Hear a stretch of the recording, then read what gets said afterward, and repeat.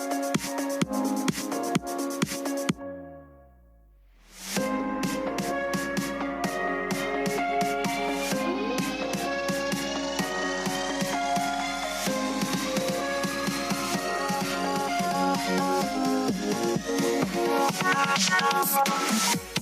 episode of the Muay Thai podcast is brought to you by pmtlifestyle.com, authentic Muay Thai lifestyle by Pu'u.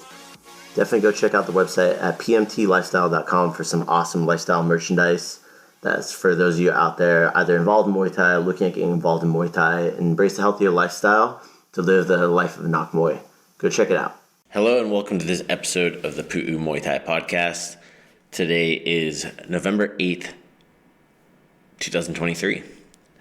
Today I want to talk about just a couple things with Muay Thai. I think a lot of you are going to find interesting. So I'm also live on TikTok at Pu'u Muay Thai, tiktok.com/@Pu'u Muay Thai.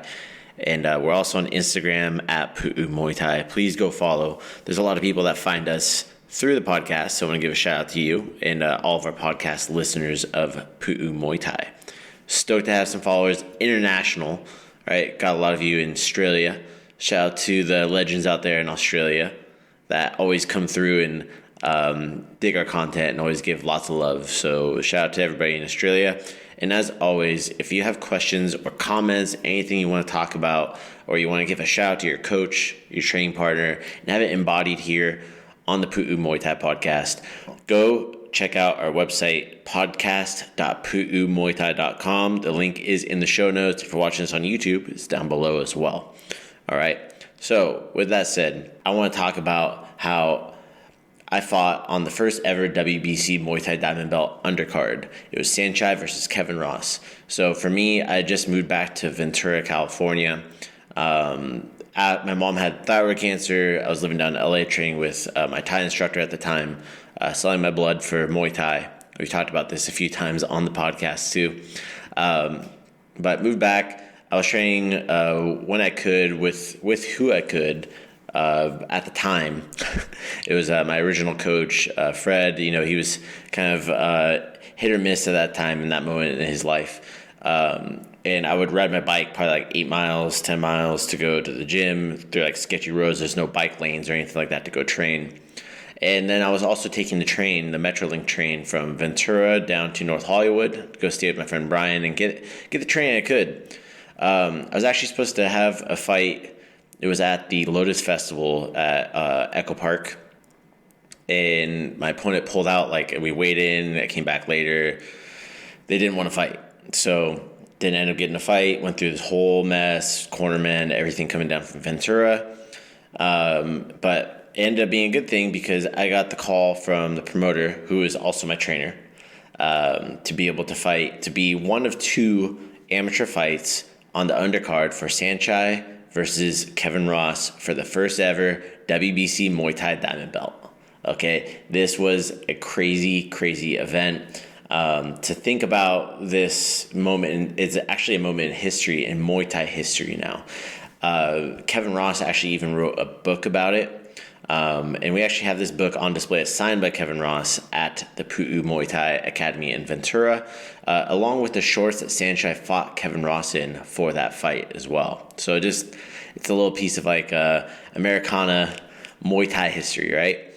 So I got this call for this fight, and I'm like, man, I'm not really able to train as much as I want to. When I was training at that time, I would maybe get a good streak of 4 days in down in North Hollywood, but I had to eat out. I didn't have meal prep or anything like that, so I'd eat vegetables at Panda Express and steamed rice and stuff. It was a really tough time in my life, but I was like, I can't pass on this opportunity to fight. And my Thai instructor had a lot of faith in me. And he's like, as long as you can train hard, I think you have a good chance of winning. So I was like, fuck it, I'll do it.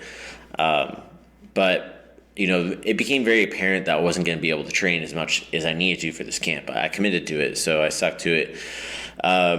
The first sign was having a hard time making weight. Okay, I borrowed my mom's car to drive down from Ventura to Commerce Casino. Her AC did not work, and it was one of those heat waves where it was over 100 degrees in East LA. So I was like literally pouring water over the back of my head after cutting weight all night to be able to make weight for the event. And I wasn't sure if I made weight because my scale was all messed up, all this stuff too. But I was stuck pretty bone dry. I remember just sucking on ice and spitting it out in the hotel room, waiting for weigh-ins, and just knowing that I didn't get to do all the prep that I wanted to do due to training restrictions. I was running, I did all the runs, I did all this stuff, but I was just, I don't know what I was doing, like diet-wise. This is still like when I was learning a lot in Muay Thai as well, for like how to control your weight, how to be healthy, things like this too. So later on, I discovered Mike Dolce, the Dolce Diet. Shout out to him. Go check that out. I actually recommend his books in my book. But I wish I had that content back then. Let's say that. Fast forward, get to the weigh-ins. I came in 2 pounds overweight. My opponent, Alec Gonzalez, shout out to Alec. He's gangster. Great guy too. Just class opponent. If you know Muay Thai, no one hates each other on it. But I mean, I missed weight. That was like one of 2 times in my fighting stuff where I missed weight. The first one was where I didn't know how to cut weight. I came in overweight. This time I was it's indicative of a bad fight camp. That's what that was. So as I went through that, like, you know, it is what it was, you know, and I wasn't going to be able to lose any more weight. I, you know, had some food, rehydrated, and just kind of felt like spaced and out of it. Our friend Takun from Sasi Papa Gym in Bangkok was there. So I'd visited Takun's gym a couple times and knew his fighters very well. So he had one of his fighters that was fighting against a Japanese fighter. His fighter Rung Ravi, Sasi Papa Gym, was fighting against Kunitaka Fujiwara from Japan as the co-main event. So Takun offered to help corner with Crew Dan from Mayed Martial Arts. Shout out to Crew Dan at Mayed Martial Arts. That guy's always had my back and always believed in me. I love you. Going into that too was like, you know, when we were warming up in the back room, right? Takun's like, man, your kick's not that good. Like, what's up? Because he's seen me like when I'm in shape and like training good, you know, because I've gone over there a couple times to train. And he's like, okay, don't worry about it. Just go out there and go fight hard. Like, but I knew in the back of my head, it's like, hey, I didn't prep as much as I could have for this, right? And I was fighting against a young, hungry guy who, on paper, I'm supposed to beat. And, you know, so for him, I'm sure he knew that as well at that time. And he's southpaw, it's tricky. So first round came out. I don't remember much of the fight, honestly. I remember little bits and pieces of it. Actually did better than I thought, going back and looking at the video on it. But first round came back. I was too slow. That's just what it came down to. I was way, way too slow. Couldn't really get off in the first round. I think I got dropped like in the first or second round. And I remember just coming back and Dan asking me like, hey, what's going on? Like, are you okay? You want to keep going? I'm like, yeah, I want to keep going. Like, just keep it going, right? I would land some shots, but it was only like 1 or 2 shots, whereas Alec was planting his left leg kick and going to like a Superman punch, and he was just bouncing his hand off my head. And later on, I found out that he actually had broke his hand on my head. So, you know, I had 2 black eyes. I went out into the third round. And I that's where I started gaining some momentum. I think I may have won the third round. I don't know. I don't really remember. I haven't seen a whole lot of footage from it, like, since then. I did see footage back then, but nothing really since. I think it's still floating around somewhere online. They had, like, it was at GFL TV, Go Fight Live TV, was like the go-to streaming service for Muay Thai fights back then. But you know, coming out of that fight too, I learned a lot. You know, I learned about that I have the heart to be able to fight and to withstand that kind of punishment and keep going, right? I learned that in order that me moving back to Ventura may not have been the best career choice for me in Muay Thai, because I had dedicated a lot of my time to Muay Thai, and that made me more depressed than anything. I was so sad. I cried, went back to the hotel room. I was yelling at myself. Because I let myself down. That was what that ultimately came down to. I let myself down. And this is something that anybody who's fought or done combat sports, like, you know what that low feels like. It's like the highest of highs, the lowest of lows, is what I like to say. And I was at one of those low points.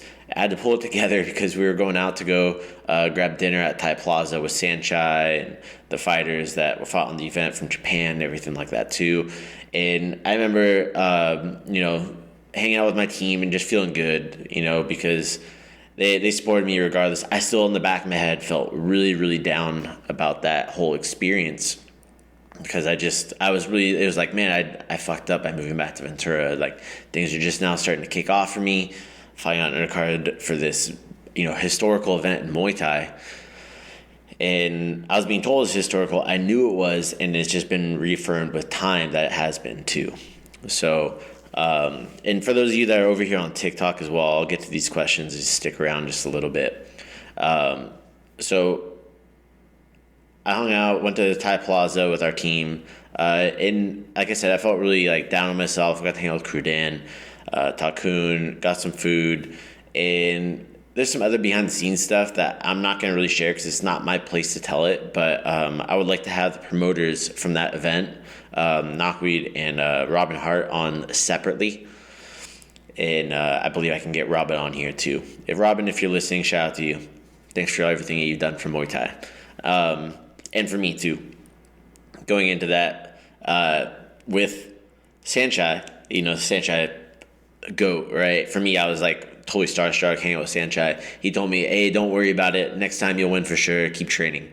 So, and he was joking around with me, you can't feel bad when Sanchai is sitting there next to you trying to cheer you up, right? You can't. Just bottom line. Sanchai did win that night too against Kevin Ross. It was a very close fight. And that's what some of the lessons. I went through a pretty deep depression after that fight because I had to figure out how I'm going to train. What's my next direction going to be for Muay Thai? And that's a lesson that I carry through for our coaches, for our competitors, and our students now too, about how to work through those lows and those valleys and having a support system. Kind of going through here. If you have any questions about that, you want me to go more in depth, and you're listening to this podcast or watching it, let me know down in the comments, or you can shoot me a message over at podcast.puumuaythai.com. Links down in the show notes. I'm going to go into the questions here on TikTok from Hades. He said, thoughts on Lithway and Dagestan wrestling? Lithway is great. It's a brutal art. I don't see it being super competitive because of the brutality of the sport, man. There's not going to be a lot of people signing up to do it because they get paid pennies. Compared to doing boxing or MMA. And then you have Muay Thai, right? Makes a little bit of money. It's just now starting to get money, but Lithway doesn't have a lot of money. In Dagestan wrestling, I don't know much about it. I've talked about it here that if you get these Eastern Bloc wrestlers opening up a camp in Thailand MMA where they have a Dagestani wrestling coach and a high-level Muay Thai coach, you're going to have a dangerous team coming out of Thailand if you get that. Nicholas Lai says, how are you? My English is no good. No worries, Nicholas. I appreciate you. You're in USA. Awesome, man. Anybody has questions on Pu'u Muay Thai, or you have questions and you want to talk about Pu'u Muay Thai or just Muay Thai training in general, go check out our YouTube, Pu'u Muay Thai on YouTube. And I just found out too, we're one of the top, or we've taken over on the top ranked of most downloaded podcasts for Muay Thai in the world. So for me, that's pretty freaking cool. That's just the audio format. Of course, YouTube, there's some badass people on here too. Hades on TikTok says, I'd like to do Muay Thai. What are your suggestions for me to better myself in that route?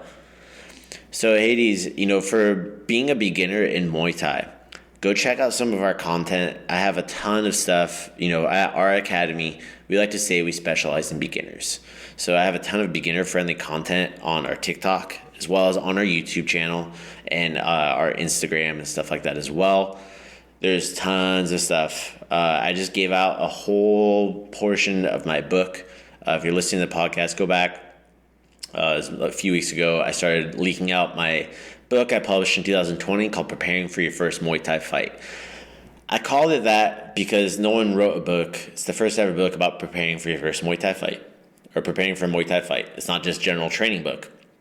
So with that, though, it talks a lot about if you're trying to have a competitive endeavor in Muay Thai, or even if you're just trying to get better at training in Muay Thai or how to be a good student. It is a great resource for it. It is free in the audio format on our podcast, completely free. You can go purchase it direct from us. pmtlifestyle.com, pmtlifestyle.com. You go to the shop there, or you can order on Amazon, because I know ordering direct might not make the most sense with shipping. You can order on Amazon as well. Okay, so there's plenty of resources on that. But the number one thing is just realize that everybody starts as a beginner. And if you don't have a truly authentic Muay Thai program where you're at, just get any training you can and do your best to save up and go to Thailand. If you need help going to Thailand, we're doing a Thailand training camp in 2024. Hit me up. You can hit me up through the podcast link too. We got a lot of people who are going to be going for the first time. And there's the amazing Muay Thai festival for WBC happening at the same time. The host camp, Keith Kempthorne Gym, is nearby where the tournament's going to be at as well. So I'm very excited about that, to be back in Thailand and to be there for the tournament and stuff like that. Okay? But with that said, thank you so much for tuning in today. And don't forget to follow us on Instagram. Hit the subscribe button on YouTube. Go hit the subscribe. I would love to see you guys. And with that said, I'm going to be touching up again on our next video where we're going to be talking more in depth about shin guards. All right, that's going to be it for today. Thank you so much for tuning in today to the Pu'u Muay Thai podcast. If you enjoy the content, go leave a review over on Apple Podcasts and on Spotify. Give us a rating. It means the world to us. Also, if you want to be a guest on the Pu'u Muay Thai podcast, or if you just want to shout out to your friend, go check us out at podcast.puumuaythai.com. You can submit to be able to be a guest on the podcast. You can submit what you want to talk about. Also, if you want to just give a shout out, there's a button for that too. So what do you cop?